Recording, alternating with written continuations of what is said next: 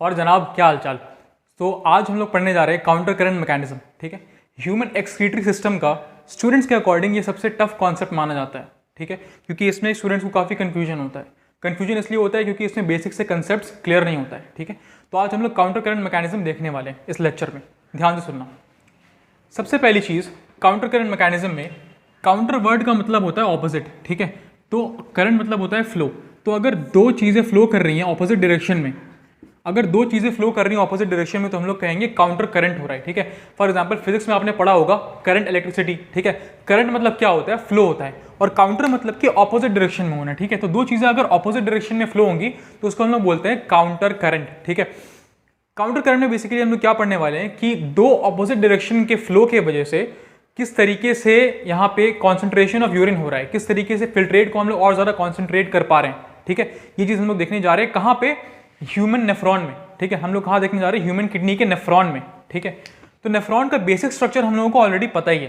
ठीक है, ध्यान से सुनना मेरी बात को। इससे पहले कि हम लोग नेफ्रॉन में चले, हम लोग बिल्कुल बेसिक कॉन्सेप्ट देखते हैं कि इस पर्टिकुलर मैकेनिज्म का एक्चुअल कॉन्सेप्ट क्या है। ठीक है, बिल्कुल सिंपल सा, आपने क्लास 9-10 में पढ़ा होगा कि मान लो मेरे पास एक बर्तन है।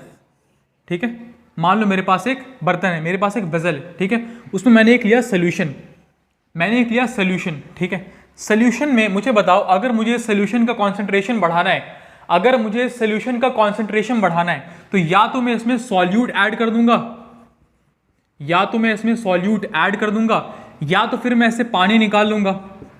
ठीक है, या तो मैं इससे सॉल्यूट ऐड कर दूंगा इसमें, या तो मैं इससे पानी निकाल लूंगा। ठीक है, तो किसी भी सोल्यूशन में अगर मुझे उस सोल्यूशन की कॉन्सेंट्रेशन को बढ़ाना है, याद करो क्लास 9-10 में आपने पढ़ा होगा मोल कॉन्सेप्ट वगैरह, मोलारिटी, ऑस्मोलारिटी, वो सारी चीजें आपने पढ़ी होंगी 9-10 में। मोल कॉन्सेप्ट में कॉन्सेंट्रेशन टर्म्स पढ़े होंगे।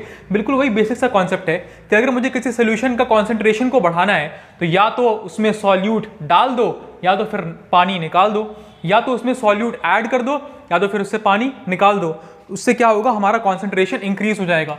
अगर मुझे कॉन्सेंट्रेशन डिक्रीज करनी है, अगर मुझे किसी सोल्यूशन की कॉन्सेंट्रेशन को डिक्रीज करना है तो मुझे क्या करना होगा, या तो सॉल्यूट निकाल दो या तो पानी डाल दो। ठीक है, इन दोनों में से कोई एक काम।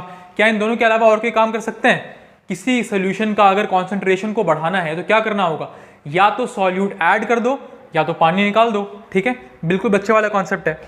अब यही सिंपल कॉन्सेप्ट पे ये पूरा मैकेनिज्म बेस्ड है, इसी सिंपल कॉन्सेप्ट पे ये पूरा मैकेनिज्म बेस्ड है। आओ देखते हैं कैसे।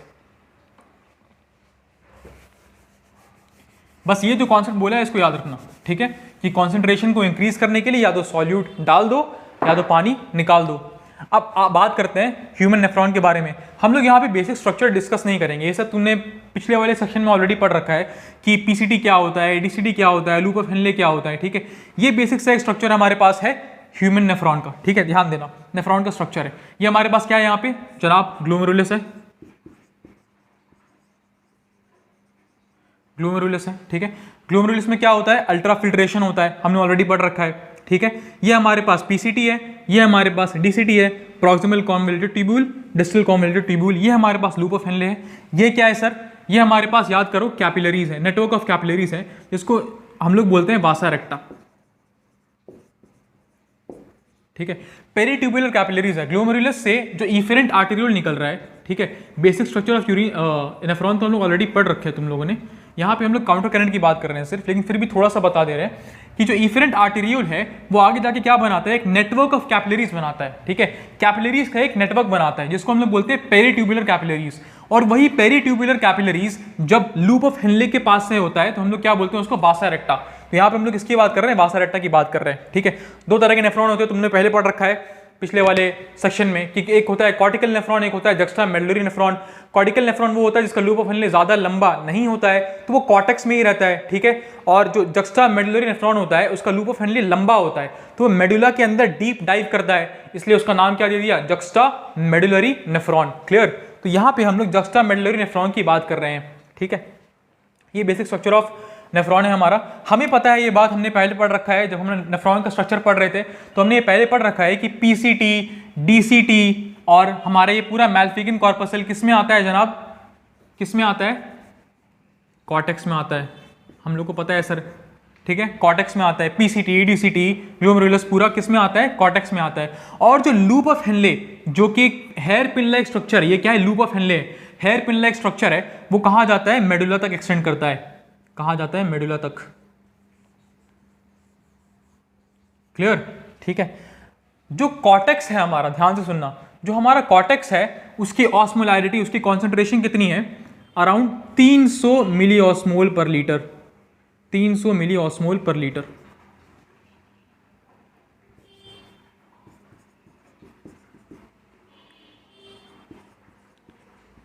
मिली ऑस्मोल पर लीटर। क्लियर। और जो मेडुला है हमारा, ठीक है, मेडुला जो हमारा है उसकी ऑस्मोलैरिटी कितनी है, अराउंड 1200 मिली ऑस्मोल पर लीटर। ठीक है, तो ये 300 से 1200 डायरेक्ट हो जाता है क्या, नहीं, ये 300 यहां कॉर्टेक्स है, यहां तक कॉर्टेक्स है, यहां तक कॉर्टेक्स है, कॉर्टेक्स से धीरे धीरे बढ़ते बढ़ते 301, 302, 303, 304 करते करते 400, 500, 600 करते करते लास्ट में कहां तक जाता है, 1200 मिली ऑस्मोल पर लीटर।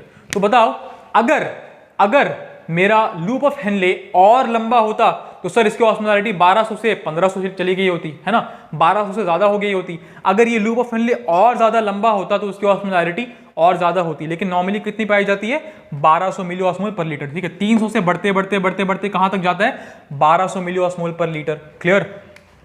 अब आ जाओ, ये हमारा क्या है, वासा रेक्टा है। ये क्या है, बेसिकली कैपिलरीज। क्यों यहाँ पे कैपिलरीज की बात हो रही है, बेटा याद करो, तुमने सर्कुलेटरी सिस्टम में पढ़ा होगा कि ब्लड में कुछ भी डालना हो या ब्लड से कुछ भी निकालना हो तो कौन से वेसल का इस्तेमाल होता है, कैपिलरीज। ठीक है, तो हम लोग को अगर ब्लड में कुछ भी डालना है या ब्लड से कुछ भी निकालना है तो किसकी बात आएगी, कैपिलरीज की बात आएगी।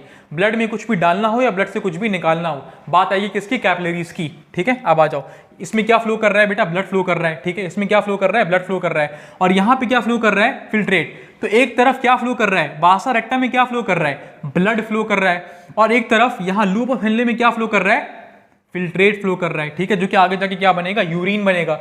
और यहाँ पे करना क्या है, यहाँ पे कैसे एक्सचेंज होगा हम लोग देखने जा रहे हैं। ठीक है, हमने sir basic structure of nephron में पढ़ा था कि जो descending limb of loop of Henley होता है, ठीक है, याद करो, जो limb of loop of Henley नीचे की तरफ जा रहा है उसको हम लोग क्या बोलेंगे, जिसमें फिल्ट्रेट नीचे की तरफ जा रहा है उसको बोलेंगे descending limb of loop of Henley, और जो ऊपर की तरफ जा रहा है उसको बोलेंगे ascending limb of loop of Henley. ठीक है, अब बताओ, जो descending limb of loop of Henle है और जो ascending limb of loop of Henle है, ठीक है, उसमें क्या फ्लो कर रहा है, फिल्ट्रेट फ्लो कर रहा है। और जो वासा रेक्टा है उसमें क्या फ्लो कर रहा है, हमारे पास ब्लड फ्लो कर रहा है। ठीक है, अब यहाँ पे एक्सचेंज किस तरीके से होगा, जो descending limb of loop of Henle है, हमने बेसिक स्ट्रक्चर ऑफ नेफ्रॉन में क्या पढ़ा था कि that is permeable to water. मैं यहाँ पे लिख रहा हूँ साइड में, descending limb of Henle's loop. ठीक है, descending limb of Henle's loop हमें पता है क्या है, permeable to water, permeable to water, लेकिन impermeable to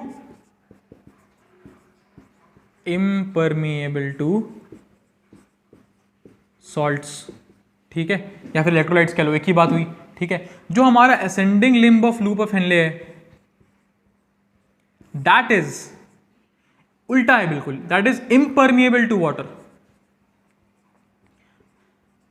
impermeable to water but permeable to salts या फिर इलेक्ट्रोलाइट्स।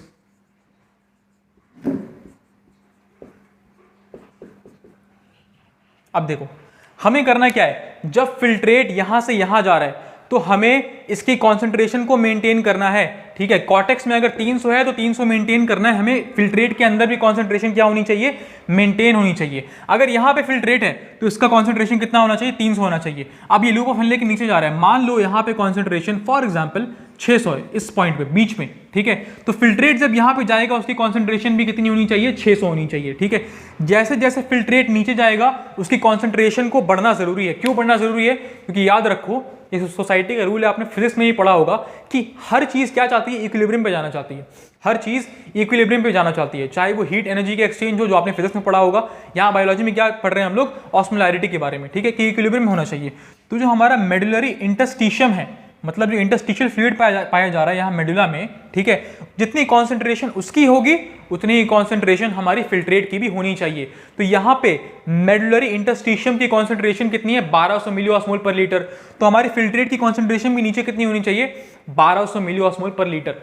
ये कॉन्सेप्ट सबसे पहले क्लियर होना चाहिए। क्या, कि जितनी मेरी सराउंडिंग की कॉन्सेंट्रेशन है उतनी फिल्ट्रेट की भी कॉन्सेंट्रेशन होनी चाहिए। यहाँ पे अगर कॉर्टेक्स में 300 मिलीऑस्मोल पर लीटर है तो फिल्ट्रेट की कॉन्सेंट्रेशन भी 300 होनी चाहिए। अगर यहाँ पे 1200 है तो मुझे यहाँ पे इसकी कॉन्सेंट्रेशन को बढ़ाकर 1200 करना ही पड़ेगा, कोई चारा हमारे पास नहीं है, ठीक है। अब ये चीज समझ में आ गई कि जैसे लूप ऑफ हेनले के नीचे जा रहा है filtrate, descending limb of loop of Henley से नीचे जा रहा है, तो हमारी कॉन्सेंट्रेशन को हमें क्या करना है, फिल्ट्रेट की इंक्रीज करना है। कॉन्सेंट्रेशन को क्या करना है, इंक्रीज करना है। कॉन्सेंट्रेशन को इंक्रीज करने की दो चीजें मैंने बताई थी। सबसे पहला चीज मैंने क्या बताया था कि किसी भी सोल्यूशन में कॉन्सेंट्रेशन को इंक्रीज करना है तो या तो नमक सॉल्यूट डाल दो या तो फिर पानी निकाल दो, या तो सॉल्यूट ऐड कर दो या तो फिर पानी निकाल दो उससे, ठीक है। मुझे बताओ सर, इसमें मुझे इसकी कॉन्सेंट्रेशन बढ़ानी है, क्या मुझे इसमें पानी इससे पानी निकालना चाहिए या फिर इसमें मुझे सॉल्यूट ऐड करना चाहिए? मुझे इसमें पानी निकालना चाहिए या फिर इसमें सॉल्यूट ऐड करना चाहिए? तो इसका आंसर कहाँ से मिलेगा? सिंपल सी बात है, descending limb of loop of Henle is permeable to water but impermeable to electrolytes, ठीक है। तो परमिएबल मतलब क्या होता है कि उससे आर पार हो सकती हैं चीजें, ठीक है। तो अगर it is permeable to water, इसका मतलब कि पानी इससे आर पार हो सकता है, पानी इसके बाहर निकल सकता है, क्लियर। तो क्या मैं कह सकता हूं कि अगर मुझे इसकी कॉन्सेंट्रेशन बढ़ानी है, descending limb of loop of Henley के अंदर मुझे फिल्ट्रेट की कॉन्सेंट्रेशन को बढ़ाना है, तो मुझे क्या करना होगा, इससे पानी को बाहर निकालना पड़ेगा। क्या मुझे इससे पानी बाहर निकालना पड़ेगा? यस और नो, मुझे इससे पानी बाहर निकालना पड़ेगा। क्या मैं इसमें सॉल्यूट डाल सकता हूं इसकी कॉन्सेंट्रेशन बढ़ाने के लिए? नहीं, because it is impermeable to salts, impermeable to electrolytes, clear. तो इसकी कॉन्सेंट्रेशन बढ़ाने के लिए डिसेंडिंग लिम्ब की बात कर रहे हैं, अभी सिर्फ डिसेंडिंग लिम्ब की बात कर रहे हैं, लूप ऑफ हेनले की। Descending limb of loop of Henley की कॉन्सेंट्रेशन बढ़ाने के लिए क्या करना होगा, पानी उससे निकाल देना पड़ेगा, क्लियर। अब आ जाओ, ठीक है। अब आते हैं, बात करते हैं ascending limb of loop of Henley की। अभी पहले लूप ऑफ हेनले की बात करते हैं, फिर वासेरेक्टर की बात करेंगे। Ascending limb of loop of Henle impermeable to water, पानी उससे आर पार नहीं जा सकता, and is permeable to salts, ठीक है। तो अगर मुझे उसकी कॉन्सेंट्रेशन घटानी या बढ़ानी है तो क्या करना होगा, सॉल्ट्स का एक्सचेंज करना होगा, इलेक्ट्रोलाइट्स का एक्सचेंज करना पड़ेगा, ठीक है। लेकिन मुझे एक बात बताओ, ascending limb of loop of Henley से मतलब जहां limb of loop of Henley जो ऊपर की तरफ जा रहा है जिसमें filtrate, ascending limb of loop of Henle में हमें क्या दिख रहा है कि फिल्ट्रेट ऊपर की तरफ जा रहा है, तो कॉन्सेंट्रेशन जब नीचे से ऊपर जा रहा है तो क्या हो रहा है, कॉर्टेक्स की तरफ जब जा रहा है तो क्या हो रहा है, कॉन्सेंट्रेशन डिक्रीज हो रहा है। देखो यहाँ पे 1200 था, यहाँ पे कितना हो रहा है, 300। तो नीचे से ऊपर जाते वक्त मुझे क्या करना है, कॉन्सेंट्रेशन को डिक्रीज करना है। नीचे से ऊपर जाते वक्त मुझे क्या करना है, कॉन्सेंट्रेशन को डिक्रीज करना है। तो अगर 1200 पाए जा रहा है मुझे मेडलरी इंटरस्टिशियम में नीचे, और मुझे ऊपर जाना है, फिल्ट्रेट को ऊपर लेके जाना है, तो क्या करना होगा, कॉन्सेंट्रेशन को डिक्रीज करना पड़ेगा। 1200 से मुझे धीरे धीरे घटाते कहां तक जाना होगा, 300 तक जाना पड़ेगा, ठीक है। अब इसकी कॉन्सेंट्रेशन को घटाने के लिए क्या करना पड़ेगा, पानी से इम्परमिएबल है तो इसमें पानी डाल नहीं सकते। याद करो, कॉन्सेंट्रेशन को घटाने के लिए क्या कर सकते हैं, या तो उसमें पानी डाल दो या तो उससे नमक निकाल दो, ठीक है। या तो पानी डाल दो या तो फिर सॉल्यूट निकाल दो। अब इसमें से हम लोग क्या कर सकते हैं, क्या इसमें पानी डाल सकते हैं? नहीं डाल सकते। क्यों नहीं डाल सकते सर? इम्परमिएबल टू वाटर है, पानी से परमिएबल नहीं है, तो इसमें पानी अंदर बाहर नहीं कर सकता। क्या कर सकते हैं सर, सॉल्ट है ना, सॉल्ट है ना। तो क्या इसमें अगर हम सॉल्ट ऐड कर दें, क्या अगर इसमें सॉल्ट ऐड कर दें, क्या अगर ये सॉल्ट को एब्जॉर्ब कर ले, अपने अंदर ले ले, NaCl अंदर ले ले, तो क्या हम कह सकते हैं, कि इसकी कॉन्सेंट्रेशन, सॉरी, अगर हम इससे सॉल्ट निकाल दें, अगर हम इससे सॉल्ट निकाल दें, जब ये फिल्ट्रेट ऊपर जा रहा है तो इससे अगर हम सॉल्ट निकाल दें, अगर ये बाहर फेंक दे सॉल्ट, तो क्या होगा, इसकी कॉन्सेंट्रेशन अपने आप घट जाएगी, तो कॉन्सेंट्रेशन घट जाएगी तो क्या होगा, हमारा काम हो जाएगा, ठीक है। या फिर से सुन लो एक बार, ascending limb of loop of Henle में क्या हो रहा है, नीचे से ऊपर जा रहे हैं, ऑस्मोलैरिटी क्या कर रही है, घट रही है। 1200 से कहां तक जा रही है, 300 तक जा रही है। 1200 से कहां जा रही है, 300 तक जा रही है, ठीक है। तो ऑस्मोलैरिटी घट रही है, कॉन्सेंट्रेशन घट रही है। कॉन्सेंट्रेशन को घटाने के लिए क्या करना पड़ रहा है, या तो उसमें पानी डाल दो या तो उससे सॉल्यूट निकाल दो। पानी इसमें डाल सकते नहीं क्योंकि this is impermeable to water. क्या कर सकते हैं सर, इससे सॉल्ट निकाल दीजिए, इसकी कॉन्सेंट्रेशन अपने आप घट जाएगी। इससे सॉल्ट निकाल दीजिए, इसकी कॉन्सेंट्रेशन अपने आप घट जाएगी, ठीक है। आ जाओ, ये बेसिक फंडा था लूप ऑफ हेनले का। जब हम लोग काउंटर करंट की बात कर रहे होते हैं तो 3 तरह के काउंटर करंट चल रहे होते हैं, ठीक है। 3 तरह के काउंटर करंट चल रहे होते हैं। एक काउंटर करंट मतलब क्या बताया था, ऑपोजिट फ्लो। क्या बताया था, ऑपोजिट फ्लो। देखो, descending limb of loop of Henle में नीचे की तरफ जा रहा है, असेंडिंग लिम्ब में ऊपर की तरफ जा रहा है। काउंटर करंट हुआ, ऑपोजिट फ्लो हुआ, तो पहला काउंटर करंट कैसा हो गया,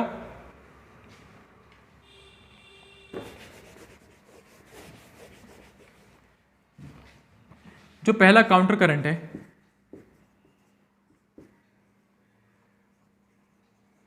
पहला काउंटर करंट कैसा हो गया, between limbs of loop of Henley, between limbs of loop of Henley, ठीक है, कि डिसेंडिंग लिम्ब में नीचे की तरफ जा रहा है, असेंडिंग लिम्ब में ऊपर की तरफ जा रहा है। दूसरा काउंटर करंट क्या हो जाएगा, वासा रेक्टा में जो ब्लड का फ्लो हो रहा है, वासा रेक्टा में जो ब्लड का फ्लो हो रहा है वो कैसा हो रहा है, वासा रेक्टा में जो ब्लड का फ्लो हो रहा है वो कैसा हो रहा है, between limbs of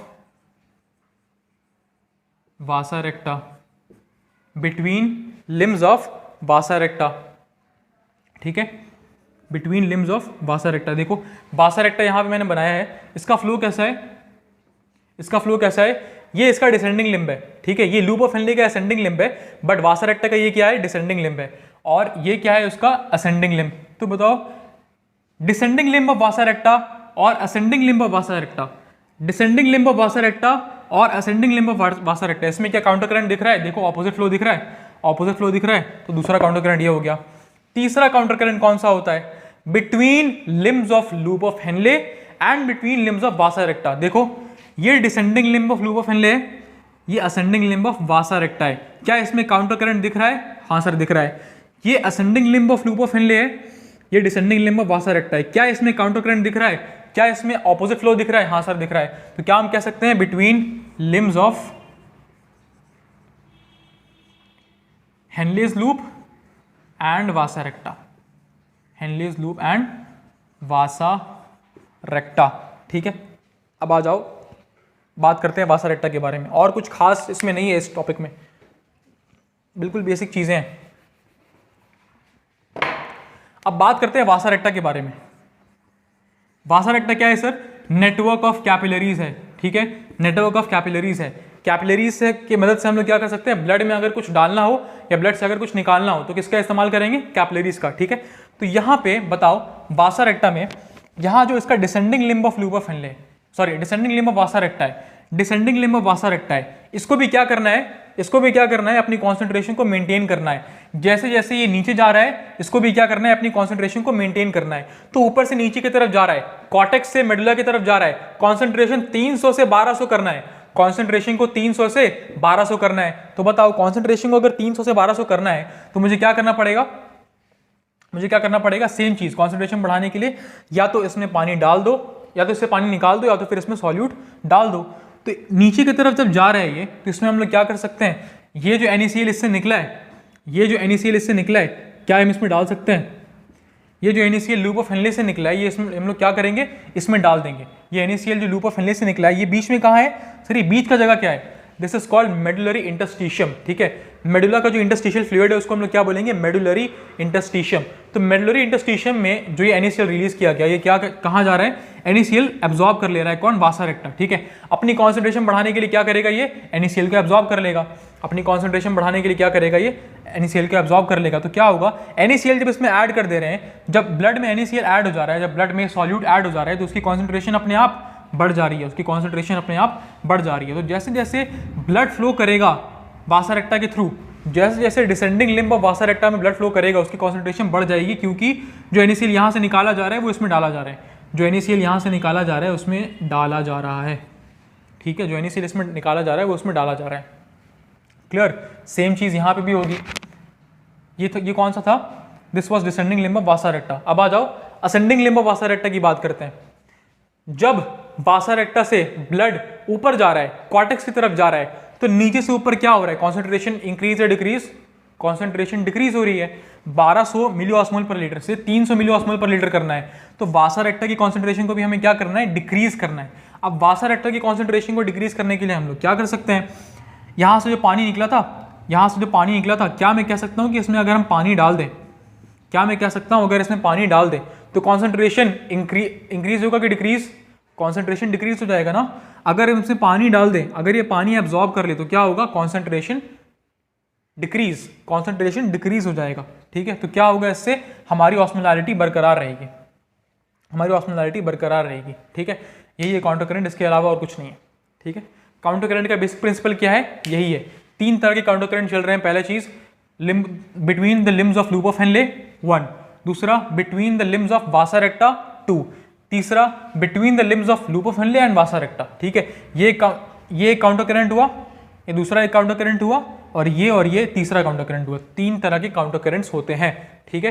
counter current में हम लोग बेसिकली क्या देख रहे हैं कि किस तरीके से हमें कॉन्सेंट्रेशन को मेंटेन करने के लिए हमें सॉल्ट्स का या फिर पानी का एक्सचेंज करना पड़ रहा है, हमें सॉल्ट्स का या फिर पानी का एक्सचेंज करना पड़ रहा है ताकि कॉन्सेंट्रेशन को मेंटेन रख सके, ताकि हम लोग कॉन्सेंट्रेशन को मेंटेन रख सके। This is your counter current mechanism, ठीक है। समझ में आया कि नहीं पहले बताओ।